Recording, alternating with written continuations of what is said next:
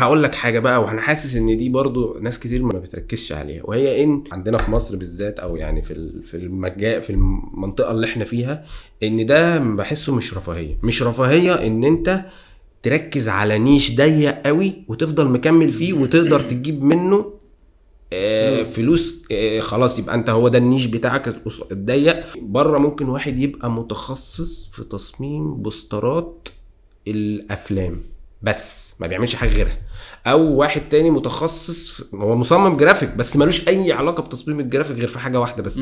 مصمم متخصص في بوسترات الايفنتات، كفرات الكتب. واحد متخصص في التصوير بتاع الحيوانات، هو ما بيصورش غير حيوانات وهو قادر يجيب من ده ليفنج كويس جدا وما بيعملش حاجه غيره. اعتقد ده صعب شويه، مفيش الرفاهيه لحاجه شبه كده. مش حيوانات بتتصور يعني انما احنا هنا لا، لازم تشغل نفسك، يعني لازم تشغل نفسك.